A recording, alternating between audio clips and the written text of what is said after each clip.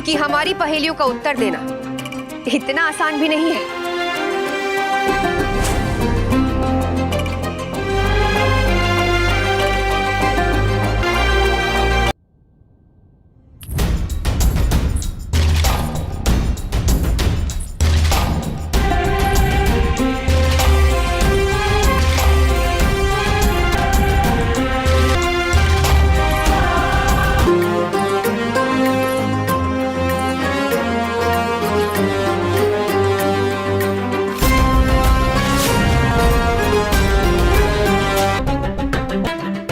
अपना मस्तक झुक और हार स्वीकार कर लीजिए। कहीं ऐसा ना हो कि आपकी वर्षों की प्रतिष्ठा इस बुद्धि युद्ध की बलि चढ़ जाए। पंडित रामाकृष्ण जी।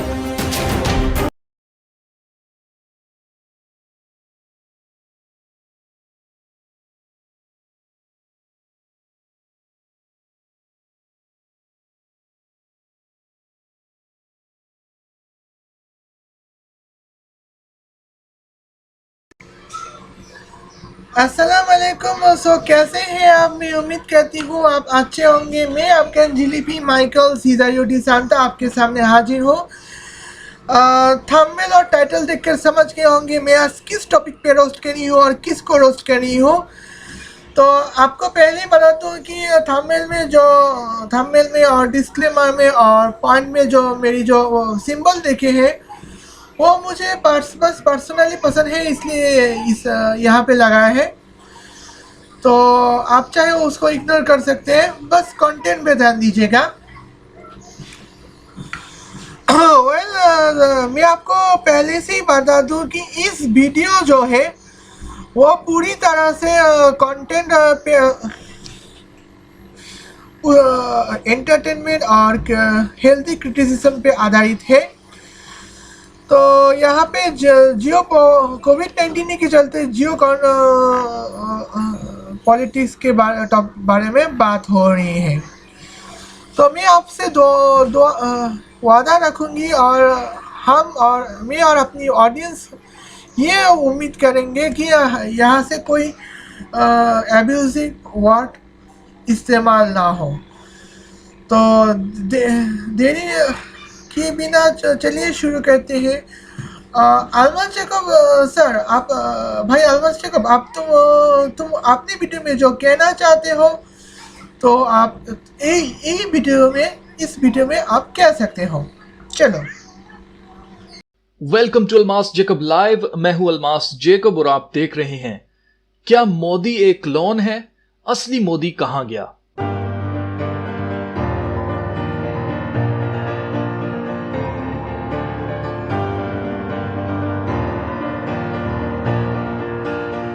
तो अजीजों, जब से पोस्ट कोविड हुआ है, जब से कोविड आया है, तब से मोदी का हेयर स्टाइल, उसकी बॉडी लैंग्वेज, उसका बोलने का अंदाज पहले से बिल्कुल मुख्तलिफ दिखाई दे रहा है। पहले मोदी के बोलने में कॉन्फिडेंस और उसकी बॉडी लैंग्वेज जो है वो बड़ी जानदार किस्म की हुआ करती थी, लेकिन जब से कोविड आया है और जब से इसने खिताब किया है अपनी कौम के साथ, तब देखा जाए तो इसकी बॉडी लैंग्वेज बहुत ही मिनिमम है और ना होने के बराबर है। और इसके अलावा इसके हेयर स्टाइल और इसकी दाढ़ी मूंछों की वजह से इसकी शक्ल भी बिल्कुल तब्दील लगने लगी है। इसी सारे सिनेरियो को देखते हुए लोगों का मानना है कि मोदी जो असली मोदी था अब वो मोदी नहीं रहा, बल्कि उसकी जगह किसी नकली इंसान को उसका मेकअप कर या तो इस्तेमाल किया जा रहा है या उसका एक क्लोन बनाकर सामने रखा गया है जो हमारे सामने बोलता है। तो क्या असली मोदी को गायब करके उसकी जगह एक क्लोन को रखा गया है या किसी और को मोदी का मेकअप करके इस्तेमाल किया जा रहा है? मजीद बात करने से पहले चैनल को सब्सक्राइब करें और बेल आइकन को प्रेस कर लें ताकि आने वाली मजीद वीडियोस आप तक पहुंच सकें। अजीजों, जब से कोरोना आया है तब से मोदी की बॉडी लैंग्वेज बिल्कुल तब्दील हो चुकी है, उसके बोलने का अंदाज बिल्कुल तब्दील हो चुका है, जो पहले कभी कुछ और हुआ करता था।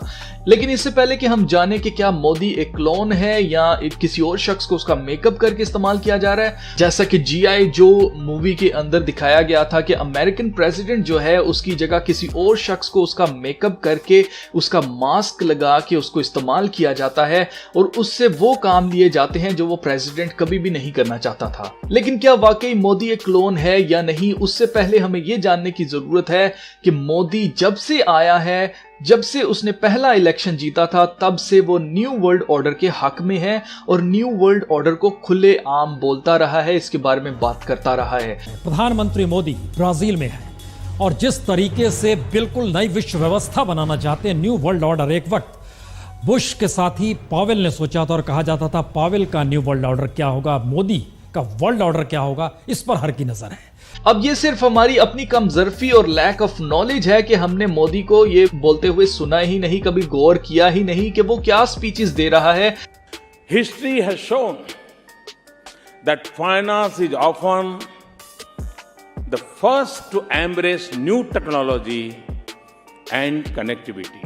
वो यूएन के सस्टेनेबल डेवलपमेंट गोल्स के ऊपर क्या बातें कर रहा है। I am happy to be speaking at the World Sustainable Development Summit. Invest in our youngsters and work towards sustainable development. Friends, the road to fighting climate change is through climate justice. वो new technology के ऊपर क्या बातें कर रहा है, वो internet of things के बारे में क्या कह रहा है। The character of the global economy is changing. Technology is defining competitiveness and power in the new world.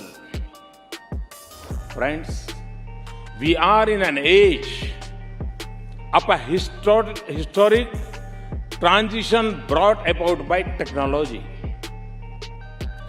From desktop to cloud, from internet to social media, from IT services to Internet of Things. We have come a long way in a short time. वो 5G के बारे में क्या कह रहा है, तो ये सारी चीजें हमने कभी गौर ही नहीं किया, जिसकी वजह से हमें लगता था कि शायद मोदी जो है वो इस मुल्क के अंदर, इंडिया के अंदर जो है वो एक डेवलपमेंट को लाने लगा है और एक नया इंडिया जो है वो बनाने लगा है। अगर आप देखिए तो शुरू से मोदी का जो नारा था वो यही था, cashless India, new India, digital India. तो ये सारी वही टर्म्स हैं जो कि इल्यूमिनाटी वाले चाहते हैं कि न्यू वर्ल्ड ऑर्डर के अंदर हो, वही सब कुछ मोदी ने शुरू से उनके ऊपर काम किया। यही वजह है कि मोदी को दोबारा से इलेक्ट कर लिया गया और मोदी दोबारा से पावर में आ गया। लेकिन दूसरी तरफ अगर हम देखें ट्रंप को, तो ट्रंप को निकाला इसीलिए गया क्योंकि वो कोविड को सीरियसली नहीं ले रहा था। अगर आपको याद हो तो मैंने आपको बताया था कि ये फ्री मेसनरी के अंदर और ये जितनी सीक्रेट सोसाइटीज हैं, इनका एक मोटो है और वो मोटो ये है कि order out of chaos. Order out of chaos का मतलब ये है कि आप कुछ ऐसा प्रॉब्लम पहले क्रिएट करें जो इतना मुश्किल हो कि लोगों को समझ ही ना आए कि उसका हल क्या है, तो लोगों को हल के तौर पर ऐसे कवानीन और ऐसी चीजें पेश करो जो जिसमें आपका अपना फायदा हो। तो ये क्या करते थे सीक्रेट सोसाइटीज वाले, शुरू से ये ऐसे ही करते आए, यही इनका प्लान है, यही इनका तरीकेकार है काम करने का, कि ये पहले एक तबाही लेके आते हैं और उस तबाही के हल में ये अपने कानून नए बनाते हैं जिसमें नया वर्ल्ड ऑर्डर आता है। तो यही चीज जो मोदी है वो पार्लियामेंट के अंदर कह चुका है अपनी स्पीच के अंदर कि पोस्ट कोविड यानी कि कोविड के बाद न्यू वर्ल्ड ऑर्डर जो है उसको लागू किया जाएगा। पोस्ट कोरोना भी एक नया वर्ल्ड ऑर्डर नजर आ रहा है। तो अगर वर्ल्ड वॉर 2 की बात की जाए तो उस सिनेरियो के अंदर जो केओस था या जो तबाही थी पूरी दुनिया के अंदर वो वर्ल्ड वॉर थी। लेकिन अब इस करंट सिचुएशन के अंदर अगर हम देखें तो कौन सी ऐसी तबाही है, तो वो कोविड है। वो आम बच्चा भी जानेगा कि आज की तबाही जिसने पूरी दुनिया को हिलाकर रख दिया वो कोविड है। और कोविड ही को ट्रंप जो है वो सीरियसली नहीं ले रहा था, जिसकी वजह से ट्रंप को निकाल दिया गया, उसकी जगह जो बाइडेन को लाया गया और मोदी जो है वो दूसरी दफा दोबारा से इलेक्ट हुआ और अब वो उसी एजेंडा के ऊपर दोबारा से अपना काम कंटिन्यू रखे हुए है। तो इस सारी सिचुएशन से हमें ये जानने को मिलता है कि जो इनके एजेंडा के ऊपर काम करता रहता है वो दोबारा से इलेक्ट होता है और वो दोबारा से हुकूमत करता है और इनके काम जो है, इनके कवानीन जो है उनको बनाता जाता है ताकि न्यू वर्ल्ड ऑर्डर जो है, जो कि मुखालिफे मसीह की बादशाहत है, उसको कायम किया जा सके, उसको मजबूत किया जा सके, उसको जिस लेवल पर ये लेकर जाना चाहते हैं उस लेवल पर लेकर जाया जाए। और जो लोग इनके खिलाफ खड़े हो जाते हैं, जैसे कि ट्रंप ने किया, तो ये उनको इस तरह से गायब कर देते हैं कि ट्रंप का हर एक सोशल मीडिया अकाउंट जो है उसको बैन किया गया है, उसको ब्लॉक किया गया है। जैसे फेसबुक अकाउंट उसका नहीं चल रहा, ट्विटर अकाउंट ट्रंप का नहीं चल रहा, इसके अलावा इंस्टाग्राम अकाउंट ट्रंप का नहीं चल रहा। ट्विटर अकाउंट जो है वो आजकल सोशल मीडिया पर इतनी पावर हासिल कर चुका है कि आज जो गवर्नमेंट्स हैं, दुनिया भर की जितनी भी गवर्नमेंट्स हैं, वो सारी की सारी ट्विटर के ऊपर अपना अकाउंट बनाए हुए हैं। अगर आज हमारा प्राइम मिनिस्टर इमरान खान है या मोदी है तो उसका अपना ट्विटर अकाउंट बना हुआ है। इसके अलावा हुकूमत की जितने इदारे हैं, जैसे अगर कोई इंटेलिजेंस का इदारा है, FIA का है, CIA का है, जिसका भी है, उन सब के जो हैं वो आप देखेंगे कि ट्विटर के ऊपर अकाउंट बने हुए हैं। और जो कुछ भी ये लोग वहां पर पोस्ट करते हैं वो एक बात, एक स्टेटमेंट मानी जाती है, और उसका फायदा ये होता है कि लोग उसको फॉलो करते हैं, उस स्टेटमेंट को फॉलो करते हैं। फॉर एग्जांपल मैं आपको बताता हूं कि अभी रिसेंटली पाकिस्तान के अंदर ब्लैकआउट हुआ था पूरे पाकिस्तान के अंदर, तो उस वक्त लोगों के जहनों में ये चल रहा था कि जी शायद कोई वॉर हो गया है, हो सकता है कि जंग छिड़ गई हो, या हो सकता है कि कुछ भी बुरा जो है वो हुआ हो जिसकी वजह से पूरे पाकिस्तान की ही लाइट चली गई है। कश्मीर से लेकर कराची तक कोई लाइट नहीं थी और काफी घंटों तक ये लाइट गई रही, जिसकी वजह से लोग परेशान थे। लेकिन लोगों ने रुजू किया, न्यूज लिखने वालों ने जब रुजू किया तो उन सब ने रुजू किया ट्विटर अकाउंट का, और उन्होंने देखा कि वहां पर हमारे जो मिनिस्ट्री है जो कि पावर को देखती है, जो पावर को हैंडल करती है, पावर ग्रिड को देखती है, उनके ट्विटर अकाउंट पर जाकर देखा गया कि वो क्या कहते हैं। और वहां पर से जो कुछ भी वो कहते रहे कि जी फलां फलां जगह की लाइट आ गई है, आपकी भी आ जाएगी, हम उसके ऊपर काम कर रहे हैं। तो जैसे जैसे वहां ट्वीट्स आती गई, वैसे वैसे लोग जो हैं वो एतबार करते रहे कि हाँ फलां जगह पर लाइट आ गई है तो अब यहां पर भी आ जाएगी। तो इसी तरह से ट्रंप को हर एक सोशल मीडिया से इसलिए ब्लॉक कर दिया गया है क्योंकि अगर आपको याद हो तो ट्रंप जो है वो बहुत ही कम जो है आप कह सकते हैं वोट से हारा है, और कुछ ही वोट्स जो हैं वो जो बाइडेन के ज्यादा थे जिसकी वजह से वो जीत गया, जबकि जो ट्रंप है वो कुछ ही वोट्स ना मिलने की वजह से हार गया। तो ट्रंप का इस वक्त ना सिर्फ अमेरिका के ऊपर बल्कि पूरी दुनिया के ऊपर एक बहुत बड़ा इन्फ्लुएंस है, और जो बात वो कहता है उसकी बात जो है वो एक खबर बन जाती है। ट्रंप को वो जिन मकासद के लिए लेके आए थे, ट्रंप ने वो मकासद तो पूरे किए, लेकिन ट्रंप जो है इनका जो मेन मकसद था, जो कोविड था, उसको वो या तो समझ नहीं सका, तो या फिर ट्रंप यहाँ पर हीरो बनना चाहता था, या फिर ट्रंप अपना जो जहन है वो यहाँ पर लगा रहा था, या कुछ भी हो सकता है खुदा उसको यूज कर रहा हो कि वो दुनिया को हकीकत बताए कि ये जो कोविड है ये क्या है, इसकी हकीकत क्या है। हो सकता है कि ट्रंप के ऊपर खुदा का इन्फ्लुएंस हो जिसकी वजह से वो खुदा की खौफी में ये काम कर रहा हो। लेकिन ट्रंप को क्या हुआ, उसको ना सिर्फ सोशल मीडिया से ब्लॉक कर दिया गया बल्कि उसके अलावा अभी रिसेंटली ट्रंप की एक बिल्डिंग है जो कि उसने बेच दी हुई है, उसका उससे कुछ लेना देना नहीं है, उसको धमाकों से उड़ाया गया और उसको जैसे घिराया गया है। अगर आप वो वीडियो देखेंगे तो आपके जहन में फौरन से 9/11 का वाकया आएगा कि जब ट्विन टावर्स को गिराया गया था और जो ट्विन टावर्स जो हैं वो गिरे थे। ये अगर आप देखिए तो सेम टू सेम जो है उसी मोशन में, उसी तरीके से बिल्कुल सीधा नीचे जो है वो बिल्डिंग घिर रही है। मैं आपको 9/11 वाली वीडियो नहीं दिखा सकता, लेकिन YouTube के ऊपर वो वीडियोस पड़ी हैं। आप इस वीडियो को भी देखिए, आप उस वीडियो को भी देखिए और आप खुद फैसला करें कि क्या दोनों में सिमिलैरिटी नहीं है, क्या दोनों एक ही तरीके से नहीं गिर रहे। अगर अब 9/11 की बात की जाए तो ट्रंप इस बारे में जो है वो कमेंट दे चुका है बहुत पहले, इससे पहले कि वो प्रेसिडेंट बना वो इस पर कमेंट कर चुका है, क्योंकि ट्रंप का बिजनेस ही रियल एस्टेट का है, वो बिल्डिंग्स बनाने वाले लोग हैं। तो ट्रंप का कहना था कि हो ही नहीं सकता कि एक जहाज जो है वो इस बिल्डिंग के अंदर घुस जाए। उसने कहा कि जो बिल्डिंग्स बनती हैं उनके अंदर सरिया या लोहा इस्तेमाल होता है, लेकिन जो बिल्डिंग के बाहर से ही गार्डर लगे हुए हों, बड़े बड़े गार्डर लगे हुए हैं, मजबूत स्टील के गार्डर्स लगे हुए हों, उसके अंदर जहाज हो ही नहीं सकता कि घुस जाए। तो आज ट्रंप को इतना बदनाम कर दिया गया है कि लोग सिर्फ इस चीज का मजा लेने के लिए कि जी उस बिल्डिंग के साथ ट्रंप का नाम जुड़ा हुआ था, उसको गिरते हुए देखते हुए लोगों के जहनों में यह आ रहा था कि जैसे ट्रंप की जो एम्पायर थी या ट्रंप का जो बिजनेस था या ट्रंप का जो एक लेवल है वो उससे वो गिर गया है, वो तबाह हो गया है, वो बर्बाद हो गया है। वो बिल्डिंग से वो मजा लेने के लिए उन्होंने एक बिल्डिंग जो बिल्कुल उसके ऑपोजिट थी, जहां से ट्रंप की बिल्डिंग को गिरते हुए देखा जा सकता था, वहां की बिल्डिंग ने $10 की टिकट्स लोगों को बेची और लोगों ने टिकट्स बाय करके उस समा को देखा, उन्होंने देखने की कोशिश की और उसको एंजॉय किया कि ट्रंप की बिल्डिंग जो है वो गिर रही है।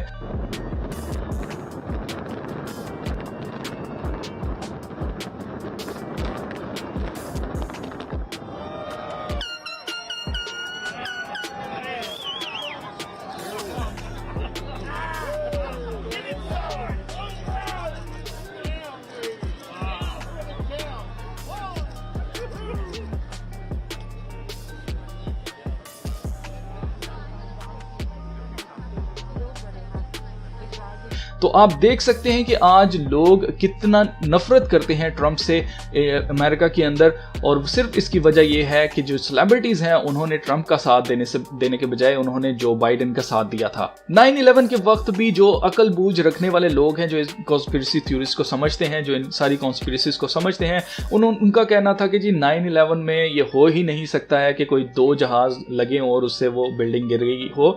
उनका ये कहना था कि इसको प्रॉपर तरीके से बेसमेंट के अंदर धमाके करके इसको गिराया गया है, क्योंकि ये बिल्डिंग बिल्कुल सीधी गिरी है।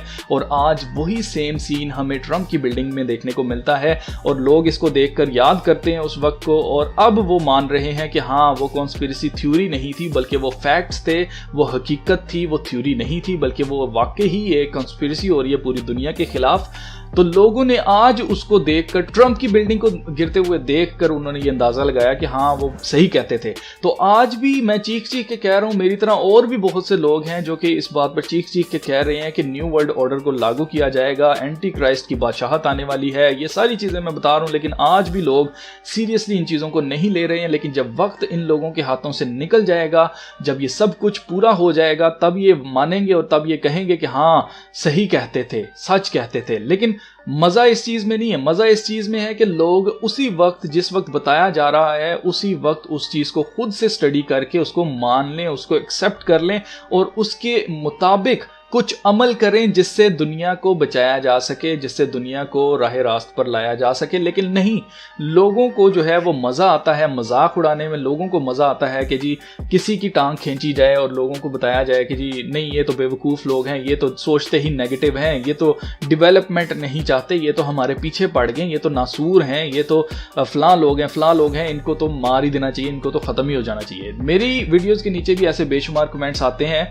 और लोग इसी तरह से कमेंट करके, और बिल्कुल भी सोचते नहीं है कि जो भी बंदा आपको बता रहा है उसने अपनी जान भी रिस्क पर रखी हुई है, अपना सब कुछ रिस्क पर रखकर आपको सच सिर्फ इसलिए बता रहा है ताकि आप अपनी अगली नस्लों को बचा लें। लेकिन लोग इस चीज को सीरियस नहीं लेते। लेकिन जैसे ही वक्त आता है, उनके सामने चीजें अनफोल्ड होना शुरू होती हैं, तब उनको समझ नहीं आती कि अब क्या करना है, क्योंकि उस वक्त तक वक्त निकल चुका होता है हाथों से। और ऐसा ही होना है अजीजों, जब यीशु मसीह ने दोबारा से वापस आना है। आज दुनिया आपको यीशु मसीह के बारे में बता रही है, लेकिन आप सुनना नहीं चाहते। आपने अपने कान बंद कर लिए हैं, अपनी आंखें बंद कर ली हैं, और इससे होगा ये कि जब यीशु मसीह आ जाएंगे, उस वक्त आप बिलीव करेंगे कि हाँ, ये तो वाकई आ गया है। और उस वक्त आपके हाथ से वक्त निकल चुका होगा, जिसके बारे में कलाम मुकद्दस में लिखा है कि दरवाजा बंद कर दिया जाएगा, और दरवाजा यीशु मसीह है, जिससे आप बादशाहत में दाखिल हो सकते हैं। तो इसलिए अजीजों, वक्त रहते अपनी आखिरत को संवार लो। ये दुनिया जो है, इसने खत्म होना ही होना है। कोई भी चीज है जिसका शुरू है, उसका एंड जरूर है। हमारी जिंदगी का भी एक शुरू होता है और उसके बाद एक एंड हो जाता है। हम पैदा होते हैं, बच्चे होते हैं, जवान होते हैं, पलते बढ़ते हैं और बूढ़े हो जाते हैं, और उसके बाद हमारी जिंदगी खत्म हो जाती है और हम इस दुनिया से चले जाते हैं। तो इसलिए इससे पहले कि आप ये सोचे कि दुनिया को कैसे बचाना है या इन लोगों को कैसे रोकना है, आपको उससे पहले अपने लिए सोचना है। एज ए इंडिविजुअली आपको अपनी रूह के बारे में सोचना है कि जब आप इस दुनिया को छोड़कर जाएंगे तो आपके साथ क्या होगा। तो आपको चाहिए सबसे पहले आप सर्च करें खुदा की बादशाहत की, ताकि आप उसके अंदर जाएं और आप खुदा को हासिल करें और खुदा जो है आपको मिल जाए, और आपको ना सिर्फ हमेशा की ज़िंदगी मिले बल्कि आप बादशाहत करें।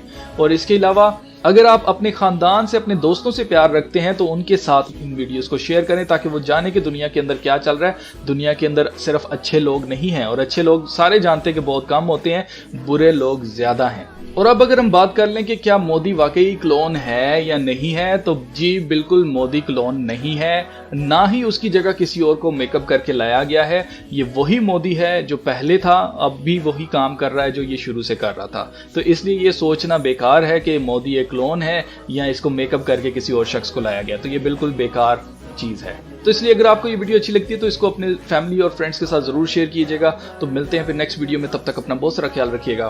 खुदा हाफिज। From heaven above with wisdom, power and love, our God is an awesome God. Our God is an awesome God, He reigns. From heaven above with wisdom, power and love, our God is an awesome God. إلهنا إله عظيم يرشدنا من السماء بحكمة وسلطة وقوة.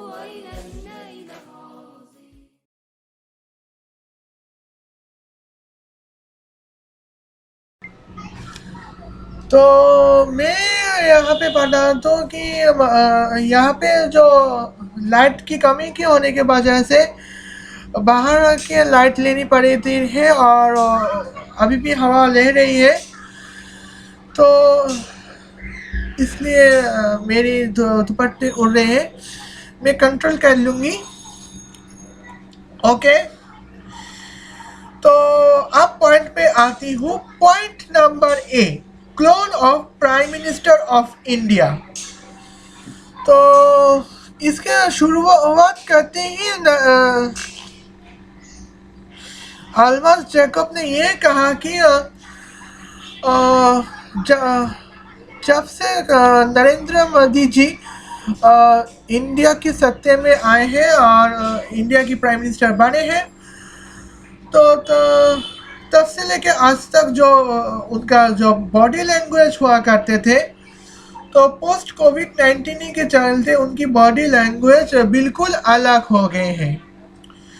तो उनकी body language जब अलग हो ही रहे हैं, तो यहाँ पे उनकी जो बॉडी लैंग्वेज और उनकी जो शक्ल है, तो उनकी दाढ़ी बढ़ गई है, उनकी बाल भी बड़े हो गए हैं। तो यहाँ पे अल्मास जैकब का कहना है कि हो सकता है ये नरेंद्र मोदी का क्लोन है, ये असली नरेंद्र मोदी नहीं है। तो जहाँ मेरा पॉइंट ऑफ व्यू है, तो मुझे तो नहीं लगता, मुझे लगता है कि ये नरेंद्र मोदी ही है। बस कोविड-19 के चलते अपने दाढ़ी अपना वेशभूषा पे थोड़ी सी केयर ठीक से नहीं कर पाए, इसलिए दाढ़ी बढ़ गए हैं और बाल लंबे हो रहे हैं, बाकी और कुछ नहीं। तो यहाँ पे यहाँ पे जो कोविड-19 के चलते कई इंडियन लोगों को घर में का काम करने पड़ते हैं और बाहर में ठीक से जा भी नहीं पाते हैं, तो इसलिए उनकी शक्ल में थोड़ी काली दिखाई देते हैं। तो वैसा और कुछ नहीं है। तो पॉइंट नंबर 2, अगर प्राइम मिनिस्टर ऑफ इंडिया की अगर क्लोन हमारे सामने आ भी जाए, तो इसमें डरने वाली का क्या बात है। दुनिया में जितने भी ताकतवर मुल्क हैं, उनके हर प्रेसिडेंट या फिर प्राइम मिनिस्टर की एक क्लोन होती है। तो ताकि छुप के, ताकि असली प्रेसिडेंट या फिर असली प्राइम मिनिस्टर छुप के देख सकते हैं कि उनकी हुकूमत में उनके मुल्क में क्या हो रहे हैं। तो यहाँ पे जैसे कि आप जानते हैं कि कई बार ऐसा होता है कि अमेरिका की बात करें, तो अमेरिका की प्रेसिडेंट का भी हमशक्ल होते हैं, ताकि जब जहाँ ज़रूरत हो वहाँ उनकी हमशक्ल का इस्तेमाल किया जा सके। जैसे इस स्क्रिप्ट स्पीच में क्या पढ़ के क्या बोलना है और कैसे लोगों को कैसे सम्मानित करना है। तो ओलंपिक के गेम्स में के विनर्स को या फिर क्रिकेट की गेम्स के विनर्स को कैसे सम्मानित किया जा सकता है, उनके लिए कभी कभी क्लोन यहाँ पे जाना जो ज़रूरी होता है, क्योंकि ऑफिस से स्पोर्ट्स इवेंट तक कई बार ऐसा होता है कि उन पर कई आतंकवादी कौम ने उन पर अपने निशाना लगाते हैं। क्योंकि मैं बांग्लादेश में रहती हूँ इसलिए मैं बांग्लादेश की बात करूँगी। तो बांग्लादेश की honourable prime minister Sheikh Hasina को अगर बांग्लादेश स्पोर्ट्स इवेंट में विनर्स को सत्कार सम्मानित किया जाए तो या फिर किसी मिलिट्री ऑफिस में मिलिट्री इवेंट में हिस्सा ले लिया जाए तो 60% अपना हमशक्ल को भेजा जा सकता है। और पीछे पीछे असली प्राइम मिनिस्टर भी शायद जाते होंगे क्योंकि जिन रूट पे प्राइम मिनिस्टर शेख हसीना को अपने ऑफिस से स्पोर्ट्स इवेंट तक जाना हो तो उन रूट पे उस रूट पे आजकल अल कायदा ISIS Jamaat Mujahideen of Bangladesh नाम की कई आतंकवादी कौम के आतंकवादी लोग उन पर तैनात रहते हैं कि यहाँ पे कब शेख हसीना को कत्ल किया जाए। तो इसीलिए जब गलती से डुप्लीकेट शेख हसीना पर गोली लगी भी हो तब भी असली शेख हसीना की जान महफूज रह पाए और आराम से वहाँ तक इवेंट में हिस्सा ले पाए। तो क्लोन करना कोई बुरी बात तो नहीं है लेकिन ध्यान रहे कि अपनी क्लोन से अपनी सोवेरियन का कोई भी खतरा ना हो। अब मैं अगली पॉइंट पे जाती हूँ।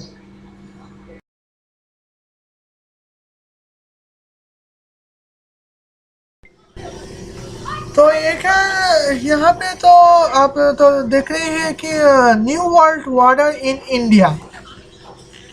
तो new world order in India का मतलब है कि ऐसे दुनिया जो इंडिया के लिए नहीं हो तो और इंडिया के लिए फ्रेंडली हो। तो आपको याद होगा कि ओल्ड वर्ल्ड ऑर्डर के अनुसार इंडिया सोशलिस्ट हुआ करता था और कम्युनिज्म के साथ काफ़ी मिलता जुलता काम करता था। लेकिन उसके न्यू वर्ल्ड ऑर्डर के जरिए तो इंडिया को एक कैपिटलिस्टिक कंट्री के रूप में तब्दील करने की बात हो रही थी। तो यहाँ पे न्यू वर्ल्ड ऑर्डर इंडिया के जो न्यू वर्ल्ड ऑर्डर जो है वो ऐसे दुनिया है जो इंडिया फ्रेंडली हो। तो इंडिया को एक अच्छी नज़र से देखा जाए। तो मोदी जी शायद ये कहने की इंटरनेट के बारे में बात की जाए तो मोदी जी शायद ये कहने की कोशिश कर रहे हैं कि हम इंटरनेट के जरिए किसी की चीज़ को कंट्रोल कर सकते हैं। जैसे यानी कि आप हमारा किसी की चीज़ जैसे दरवाज़ा जानाला वो भी कंप्यूटराइज्ड होगा। तो यहाँ पे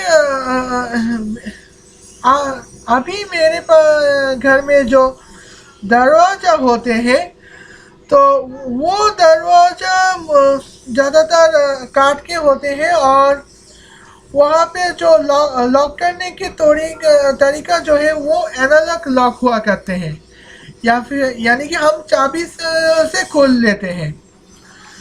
तो उस वक्त प्रॉब्लम ये होती है कि वहाँ पे जो ताले जो है वो उसे पहले से उनकी तस्वीर पे एक दुकानदार के पास दिया जाता है और उसी के हिसाब से नकली चाबी बनाए जाते हैं। और आजकल जो चोर होते हैं तो नकली चाबी बनाकर हमारे घर में घुस के हमारा जो पर्सनल इंफॉर्मेशन हमारा जो डाटा से और हमारा जो कीमती चीज़ें हैं वो चुरा के लेके जाते हैं। और पहले ज़माने में तो कैश हुआ करते थे, तो पहले ज़माने के में जबकि कैश हुआ करते थे तो उसके वजह से हमें होता तो ये है कि हम कैश करने के बहाने तो हमें अपनी कैश घर में सेफ रखना पड़ता था। तो वो चोर उस चोर को कैश को लेकर जाना आसान था। तो न्यू वर्ल्ड ऑर्डर के हिसाब से हम अगर हम घर के दरवाज़ा लॉक करना चाहते हैं तो उसके लिए एक भी पासवर्ड होगी, और अनलॉक घर को अनलॉक करना चाहते हैं यानी कि दरवाज़ा के अनलॉक करने के लिए भी हमें पासवर्ड की ज़रूरत होती है। तो इंडिया तो इस हिसाब से मेरे ख्याल से ओल्ड वर्ल्ड ऑर्डर जो है वो क्या ये हुआ क्या है कि हमें कंप्यूटर के जो हमें ज़्यादातर पासवर्ड होते हैं वो ज़्यादातर ऐसे होते हैं जो गेस करने के लायक है। तो फॉर एग्जांपल बता दूं कि यहाँ पे मेरा पासवर्ड है अफगान जिलेबी, जैसे मेरा पासवर्ड है अफगान। तो यहाँ पे ये में हैशटैग अफगान, तो हैशटैग यूज़ पहले हैश, उसके बाद एफ और उसके बाद G4N या फिर हैश A464N या फिर AF6HON ऐसे होते हैं। तो यहाँ पे तो इसी तरह से तो पासवर्ड हम ऐसा करते हैं। लेकिन आज के ज़माने में जो पासवर्ड गेस करने वाले होते हैं वो इसी तरह जिस तरह से पासवर्ड आसानी से गेस कर पाते हैं वो पासवर्ड ये है कि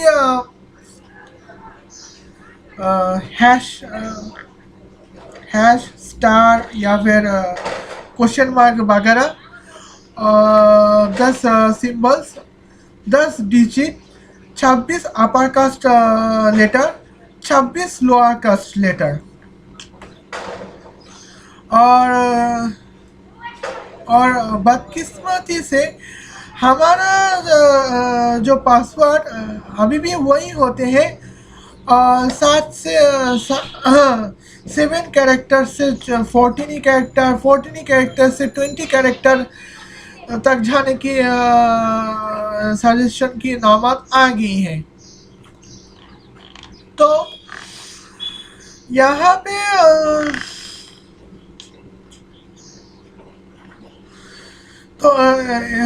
तो ये हालत है। तो और हमारे पास जो जनरेटर कोड है वो तो और भी कैसे बोल है भाई मेरे भाई, वो तो भाई 10 डिजिट की 6 कोड कैरेक्टर कोड होते हैं या फिर 7 कोड हुआ करते हैं।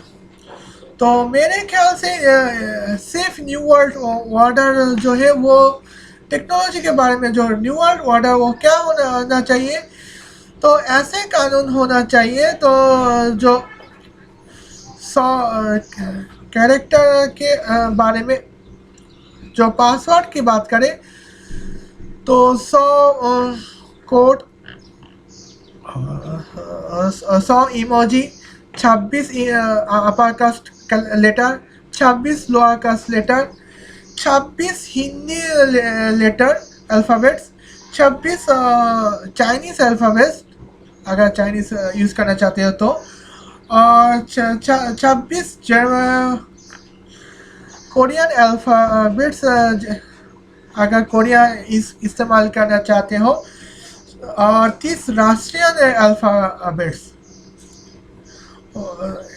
ये, और कोड जो है वो सिर्फ डिजिट में नहीं होना चाहिए, बल्कि जो हमारा जो कोड होंगे वो दरअसल यहाँ पे डिजिट तो है, उसमें डिजिट कंटेंट करते हैं, साथ में letters, abacus alphabets, lowercase alphabet और इमोजी भी, इमोजी नाम की कैरेक्टर भी कोड में कंटेंट करना चाहिए, तभी हम यहाँ पे ज़्यादा सिक्योर हो पाएंगे, क्योंकि इसके हिसाब से गेस करना थोड़ा मुश्किल होगा। हाँ, तो आप यहाँ पे तो मैं आपको यहाँ पे बता दी, और यहाँ पे दूसरी बात तो ये है कि मोदी जी कैशलेस इंडिया के और डिजिटल इंडिया के बात कर रहे हैं। तो मैं बांग्लादेश में रहती हूँ और 2 साल नहीं 3 साल से सन 2018 से मैं बांग्लादेश की परमिटेड सिटीज़न हूँ, और उसके हिसाब से तो यहाँ पे जो थोड़ी सोचने दो, यहाँ पे कोविड-19 के पीरियड चल रहे हैं, और जिसका चलते तो 1 साल तक घर में शिक्षा लेने पर एजुकेशनल करिकुलम चल रही है। और बांग्लादेश की बात करें तो 1 साल बस ऑटोपास HSC और मैट्रिक और इंटरमीडिएट बोर्ड एग्ज़ाम बस ऑटोपास से चल रहे हैं, जो कि यहाँ पे अच्छी बात नहीं है। तो ऑटोपास के वजह से ऐसे student next level educational institutes में दाखिल हो रहे हैं, जो इनके काबिल बिल्कुल भी नहीं। अब मैंने तो ये बात आपने बताई है, और अभी भी जो है जो टीचर्स जो है अभी भी अपनी किताबों की दुनिया में ही है। तो न्यू वर्ल्ड ऑर्डर के हिसाब से टीचर्स अगर स्कूल कॉलेज की टीचर्स अगर चाहे तो अपनी किताबों के चैप्टर के रिलेटेड कुछ भी नॉलेज इंटरनेट से अपनी स्टूडेंट को शेयर कर सकते हैं। और मेरे ख्याल से अभी भी यहाँ पे ऐसे एप्लीकेशन या फिर ऐसे वेबसाइट की ज़रूरत है जो ऑनलाइन एग्ज़ाम हम ले सके, और ऑनलाइन और हमें बस यूँ कह लो कि ऑनलाइन लेबोरेटरी मैनेजमेंट सिस्टम यहाँ पे चल सके। तो यहाँ पे थोड़ी हिचकी आई है, तो यहाँ पे तो हमें न्यू वर्ल्ड ऑर्डर की यहाँ पे बात कर दी है। और यहाँ पे जो 5G टेक्नोलॉजी, तो बांग्लादेश में अगर अपनी बांग्लादेश की बात करूँ तो अभी भी 2G इंटरनेट इस्तेमाल हो रहे हैं। तो मैं अपनी एजुकेशनल चैनल पे तो बांग्लादेश इंटरनेट स्पीड को रोस्ट करते हुए मैंने 2 वीडियोस बनाई हैं, और ये 2 भी वीडियोस आपको पसंद आया होगा। और यहाँ पे और इस चैनल आप चाहते हैं तो आप मेरे चैनल पे आके चैनल ऑप्शन पे क्लिक करके स्कूलेट अफगान जेलीपी पे क्लिक कर सकते हैं, और वहाँ पे मैंने इसके बारे में बांग्लादेश की इंटरनेट स्पीड के बारे में डिटेल्स में रोस्ट की हैं।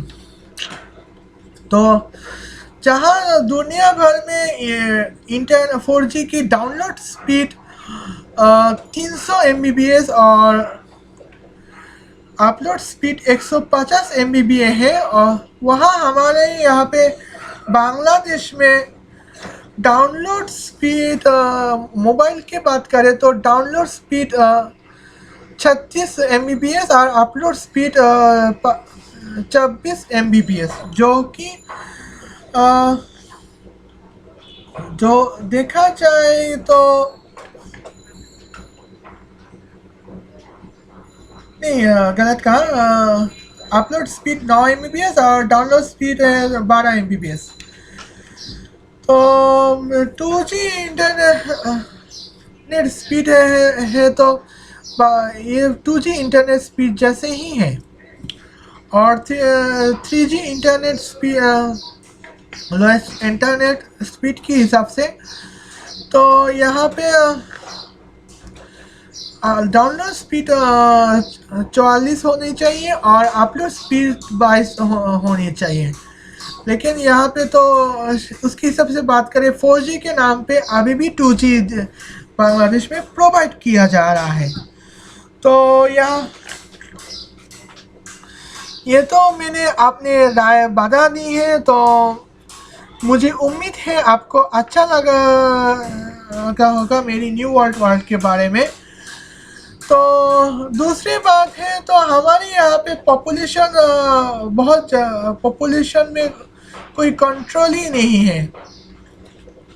तो हम अभी भी ऐसे कई एरियाज में है तो अभी भी पेरेंट्स 5-6 चाइल्ड को पैदा करते हैं। तो ऐसे करके जो है तो हमारा जो मुल्क बांग्लादेश का जो नेचुरल रिसोर्स मिनरल रिसोर्स जो है वो जल्द से जल्द ख़त्म होने वाले हैं, और यहाँ उसकी वजह से अभी भी डीपॉपुलेशन की ज़रूरत है। और तो डीपॉपुलेशन मतलब बच्चे कत्ल करना नहीं, बल्कि अपनी पॉपुलेशन को कंट्रोल करना है। क्योंकि जो बांग्लादेशी पेरेंट्स 6, 7, 8 चाइल्ड को पैदा कर रहे हैं वो जानबूझ के हमारे मुल्क के जो रिसोर्स है वो बर्बाद करने पे तुले हुए हैं। और उसके बाद ऐसे वक्त आएगा जब डिमांड ज़्यादा होगी लेकिन प्रोटेक्शन बिल्कुल नहीं होगी। तो इसके बारे में यहाँ पे बात किया जा रहा है, और मुझे लगता है कि ये अल्मास जैकब को पसंद नहीं है। वैसे सन 2019 में नरेंद्र मोदी को दोबारा इसी वजह से इलेक्ट किया जा रहा है, लेकिन मुझे नहीं लगता कि ये सरकार आप ज़्यादा टिक पाएंगे हो। तो क्योंकि कोविड-19 की केस बहुत सीरियस हो गए हैं, उसके बारे में मैं अगले पॉइंट में बात करूंगी। चलिए देखते हैं।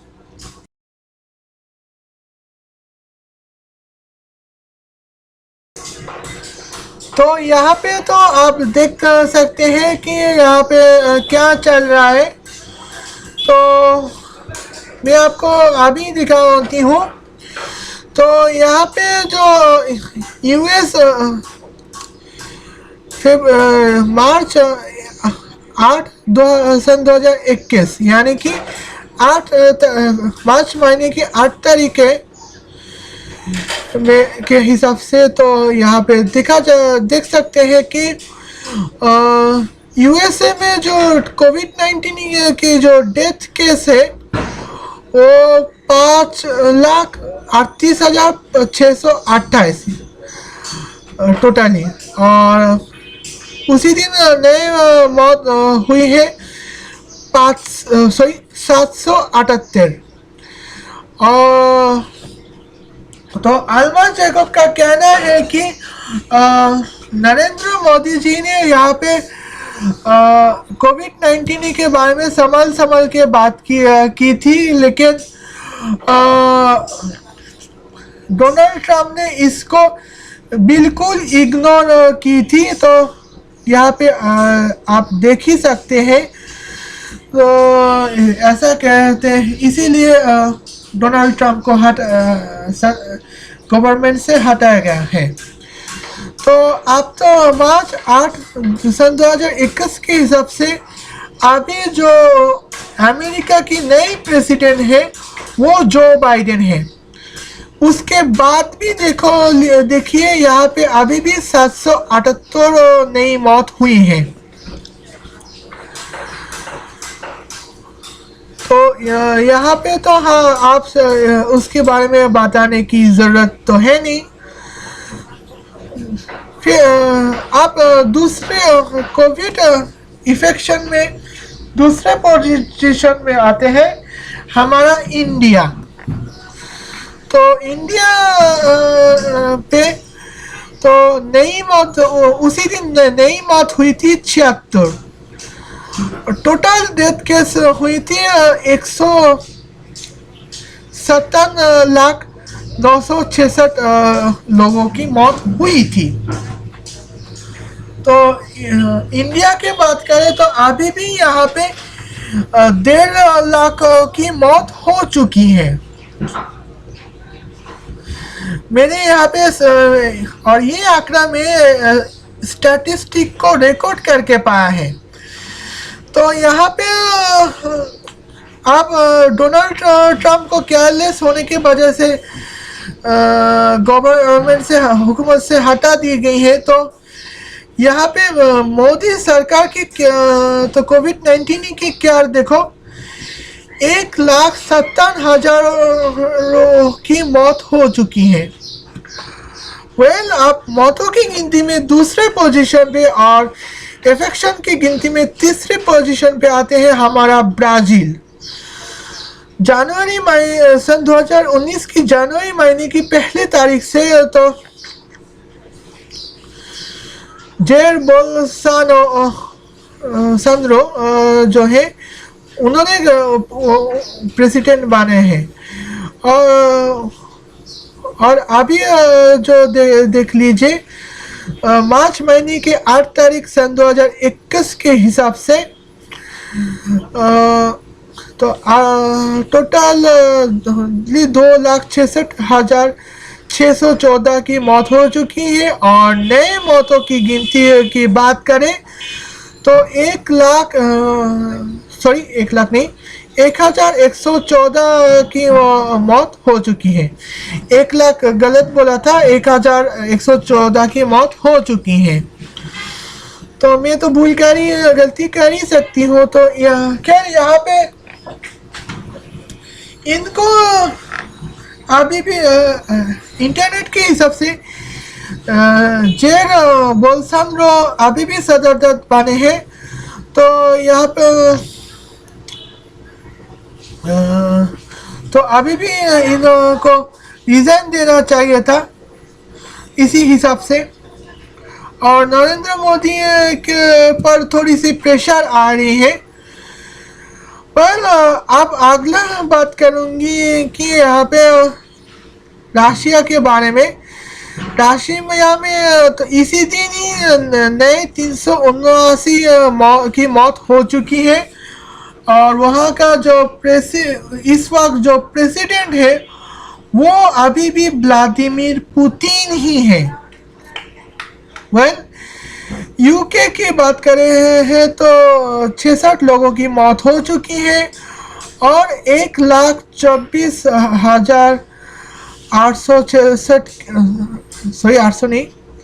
566 लोगों की मौत हो चुकी है। तो उसी हिसाब से तो यहाँ पे उनको प्रेसिडेंट ही बनना नहीं चाहिए था। तो यहाँ पे मौत थोड़ा सा हो की है, उसके हिसाब से बोरिस जॉनसन को पर रिजाइन देने की प्रेशर तो आना चाहिए था। तो इन मुल्कों की मतलब कोविड-19 केयर कैसे है, तो ये तो आप समझ चुके होंगे। तो अगर केयरलेस होने की वजह से डोनाल्ड ट्रंप को हटा दी गई है, तो तो उसी मुल्क की जो बाइडेन और बाकी मुल्क इस स्क्रीनशॉट के बाकी मुल्कों के बारे में मैंने आपको बता दी है। अब मैं अगला स्क्रीनशॉट की तरफ जाऊंगी। तो यहाँ पे गलती से मिस्टेक हो गया। हाँ, खैर कोई बात नहीं। आप यहाँ पे कोई गलती नहीं है। तो यहाँ जो हो रहा है वो तो मैं आपको बताऊंगी। तो इंडियन लोगों से मैं माफ़ी चाहती हूँ कि मुझे इस वक्त पाकिस्तान की थोड़ी सी तारीफ करनी पड़ेगी और बांग्लादेश की थोड़ी सी तारीफ करनी पड़ेगी। तो और मैं आपको पहले ही बता दूं कि मैं किसी पॉलिटिक्स से बिलोंग नहीं करती। बस मैंने जो बस रिसर्च की है, मैं बस वही दर्शा रही हूँ। तो और पॉलिटिक्स के बारे में बस आम लोगों का जो व्यूज़ होते हैं वो मेरा भी व्यूज़ है, और वही मैं यहाँ पे पॉइंट ऑफ व्यू रखना चाहती हूँ। तो अलमस जैकब को रोस्ट करना ही था। खैर यहाँ पे अब तो यहाँ पे तो बात तो होगी। तो खैर यहाँ पे जो पाकिस्तान की बात करें तो इसी दिन सिर्फ 22 लोगों की मौत हुई है, जबकि इंडिया में 76 लोगों की, और टोटल मौत हुई है 13,000 की। और उसी दिन बांग्लादेश में टोटल डेथ हुई है 8,476 और नए डेथ हुए हैं 14। तो अगर तो आपको ये बता दूँ, यहाँ पे कोविड-19 के केयरिंग के वजह से तो फिलहाल इमरान खान को रिजाइन करने का वक्त मांग रहे हैं। तो जबकि इसी केयरिंग के वजह से नरेंद्र मोदी को की तारीफ की गई है क्या। तो ये जो स्टैटिस्टिक है, इनके हिसाब से मोटे मोटे देखा जाए तो पाकिस्तान में केयरिंग थोड़ी सी ज़्यादा हुई है, और बांग्लादेश में जो केयरिंग है वो और भी ज़्यादा हो रहे हैं। तो यहाँ पे तो आप देख सकते हैं कि चाइना में जो है टोटल डेथ केस है 4,636। जनवरी में 25 में नए मौत हुई है, और उस वक्त सिर्फ 1 लोगों की मौत हुई है। उसके बाद अभी 1.5 महीने हो चुके हैं और अभी भी कोई मौत नहीं हो रही है। और कोरिया में तो जो यहाँ पे बात है, साउथ कोरिया में जो है तो उसी दिन सिर्फ 8 लोगों की मौत हुई है, और टोटल जिसकी वजह से टोटल डेथ केस 1,662 आ गए हैं।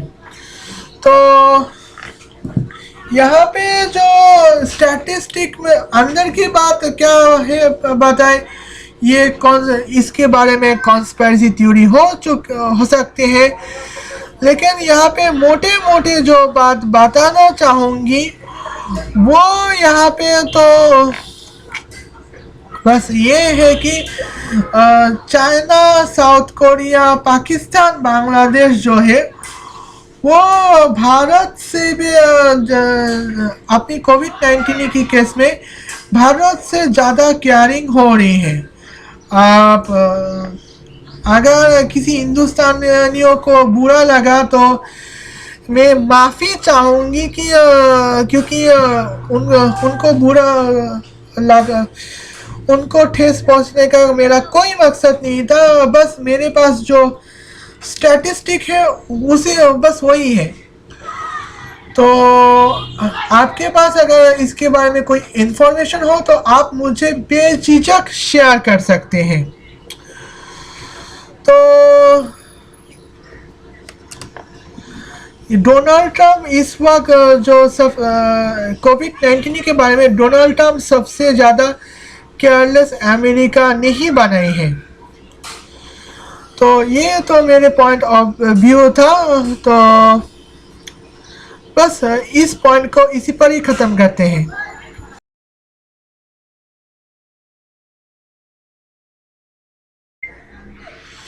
तो यहाँ पे तो बात तो हो ही नहीं है। तो मैं आपको पहले से ही बता दूँ कि आल्मस जैकब का कहना है, क्या कहना है ये तो वही जाने।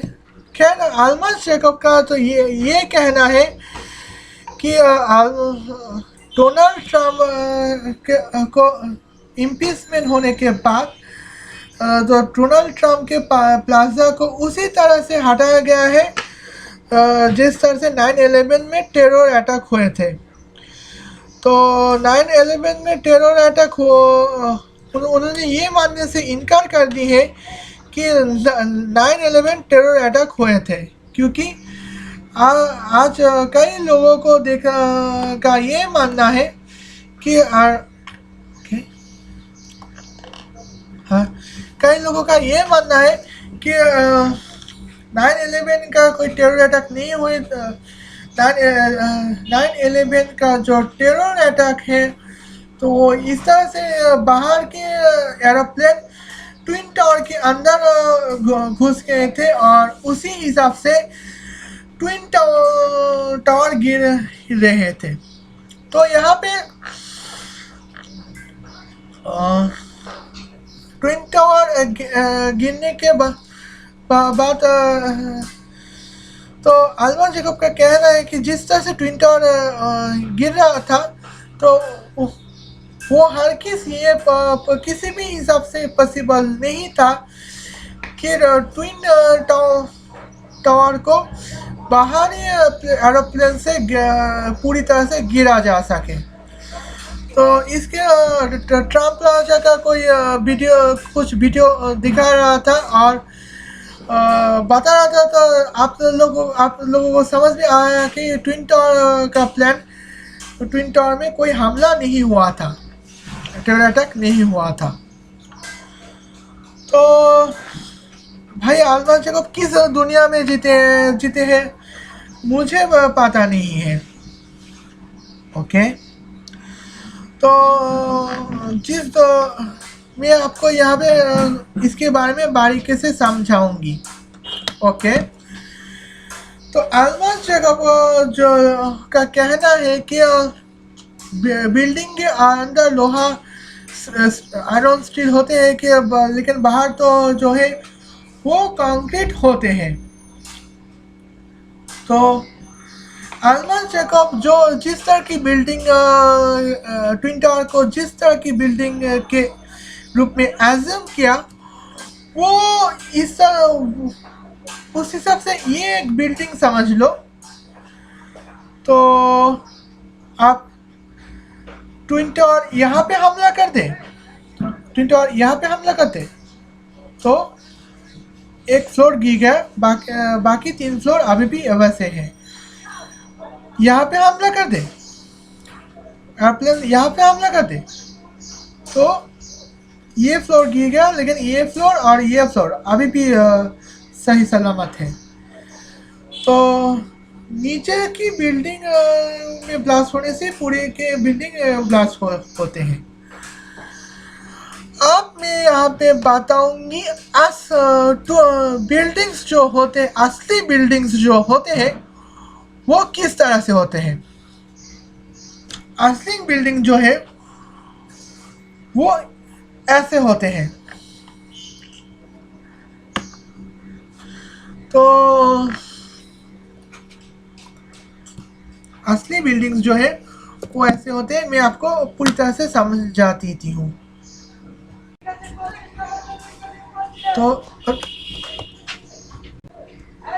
तो यहाँ पे आप बिल्डिंग्स जो है, असली बिल्डिंग्स वो इस तरह से होते हैं। ये है फाउंडेशन और ये है बिल्डिंग। तो बिल्डिंग एरोप्लेन यहाँ पे टकरा आ जाता है। टकरा के तो ऊपर से अगर टकराए की है तो बिल्डिंग पूरी तरह से गिर जाता है, क्योंकि यहाँ पे जो असली बिल्डिंग जो है वो इस तरह बनाई जाती है कि सबसे कम स्टील इस्तेमाल करें। तो पिलर्स जो होते हैं वो एक ही स्टील पिलर्स से 4-5 फ्लोर बिल्डिंग्स हो जाते हैं। तो ये हमारा पाकिस्तानी बिल्डिंग या फिर बांग्लादेश की पुरानी बिल्डिंग्स तो है नहीं कि एक बिल्डिंग के स्टील पिलर अलग होंगे, हर बिल्डिंग के स्टील पिलर अलग होंगे। तो अमेरिका, ये तो अमेरिका है और अमेरिका में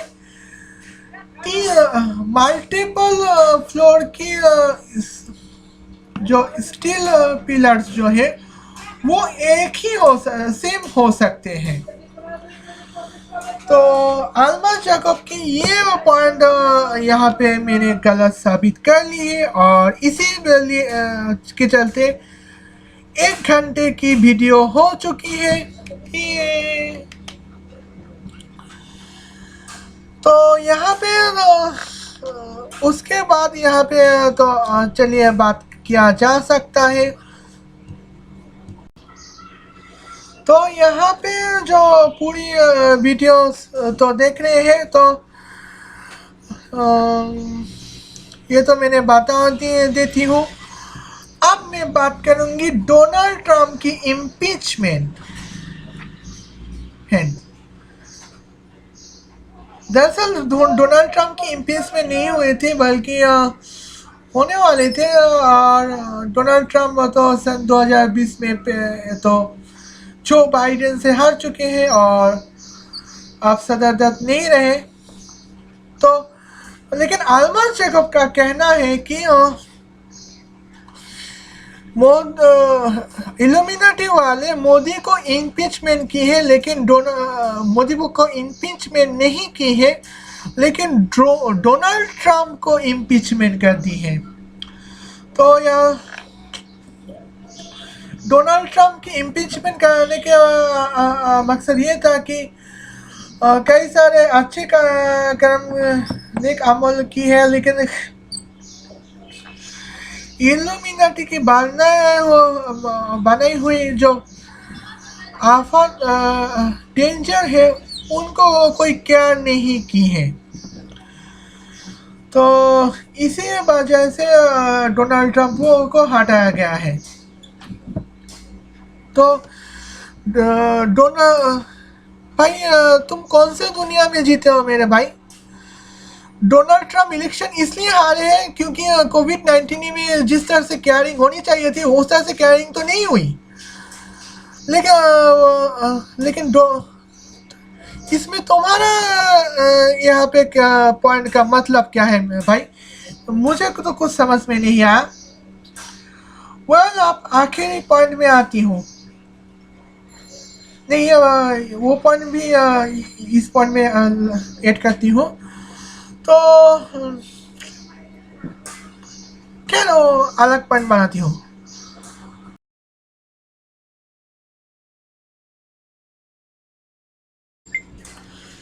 तो यहाँ पे तो पीठ में दर्द है। यहाँ पे पॉइंट ई थे मैं जो बताना चाहती थी वो ये है कि अल्मास जैकब कह रहा है कि दुनिया आने वाले हैं। ओके, तो यहाँ पे रुकावट के लिए कहती खैर एंटी क्राइस्ट की मिसकंसेप्शन के बारे में बात हो रही है। तो डोनाल्ड ट्रम्प कि यहाँ पे सॉरी, तो अल्मा जैकब का कहना है कि किताब बाइबल में ऐसा लिखा है, बाइबल में लिखा है कि आने वाले वक्त में एंटी क्राइस्ट आएगा, न्यू वर्ल्ड ऑर्डर बनाएगा, पता नहीं क्या क्या ऐसा बनाएगा। खैर वो सोच उनकी सोच है, और लेकिन रिवेलेशन बाइबल की कुछ चीज़ें मैं अभी गलत साबित कर सकती हूँ। तो रिवेलेशन किताब के चैप्टर सूरा नंबर 19 आयत नंबर 12 में लिखा है कि फरिश्ता घोड़े पे चढ़ के आसमान से आएगा। तो हम घोड़े पे चढ़ के फरिश्ता आसमान से क्या आएगा?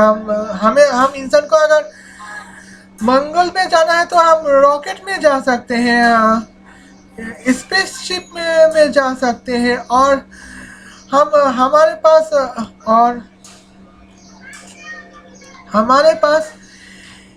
1,00,000 मीटर की एप्लीट्यूड के वाले जो प्लेन्स भी मौजूद है, बैलून्स भी मौजूद है, और बाइबल में कई तरह से फरिश्ता के साथ तलवार के नाम बारे में भी जिक्र की गई है, और वो भी रेवलेशन के में। तो यहाँ पे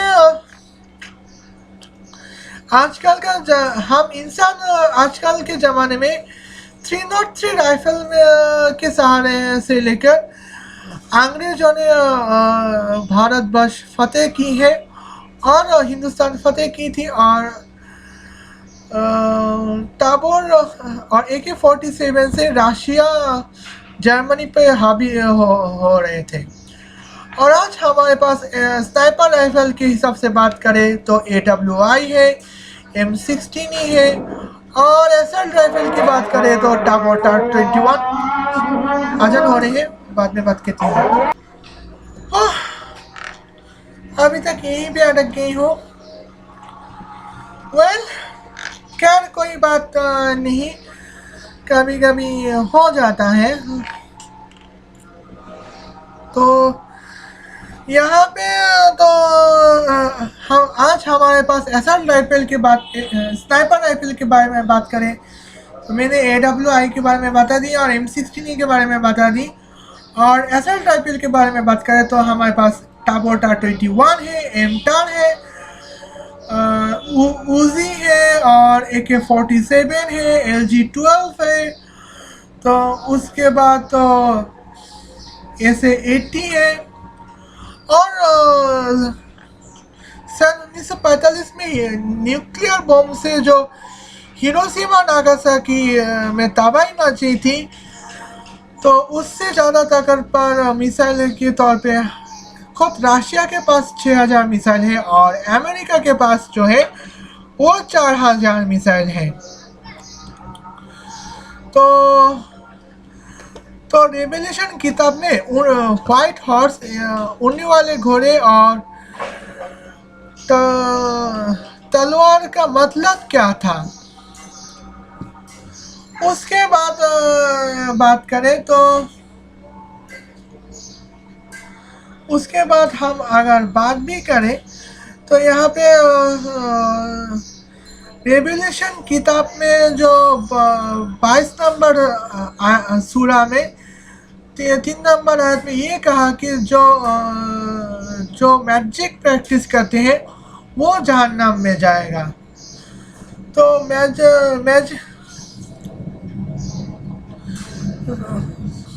तो मेरे पॉइंट ऑफ व्यू के हिसाब से जिनको मैजिक आती है, जो मैजिक प्रैक्टिस करती है, वो क्यों जहन्नम में जाएगा? तो क्योंकि मैजिक उनकी टैलेंट है, तो मैजिक करने पर जहन्नम में जाने का कोई मतलब ही नहीं है। तो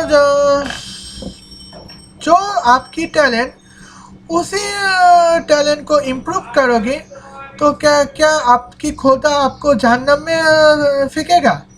बिल्कुल नहीं। तो फिर ये इस आयत का मतलब क्या था? और मेरी एक सहेली है, उनका मानना है कि यहाँ पे इनएक्यूरेट ट्रांसलेशन हो रही है। तो ट्रांसलेशन ये होना चाहिए कि जो मैजिक प्रैक्टिस करके लोगों को नुकसान पहुंचाना चाहते हैं वो जहन्नम में जाएगा। उन्होंने मुझे ये हौसला दिया है कि जो मैजिक प्रैक्टिस करके किसी को नुकसान नहीं पहुंचाना चाहते वो जहन्नम में हरगिज़ नहीं जाएगा। तो क्या ना, और आप कई वीडियो में एवोल्यूशन के खिलाफ बातें की है, लेकिन जब मैं देखती हूँ कि एवोल्यूशन बहुत अच्छी चीज़ है, उनके खिलाफ आप क्यों बातें करते हैं? तो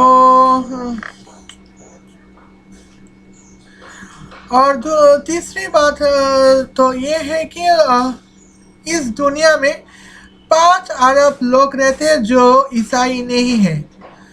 तो बाइबलिकल वर्स और आपके वीडियो में कई व्यूअर्स ऐसे होंगे जो ईसाई नहीं हैं। तो जब आपके वीडियो में तो फिर ईसाइयों की आयत पढ़ के अब हमें कंफ्यूज क्यों कर रहे हो, ये हमें समझ में नहीं आया।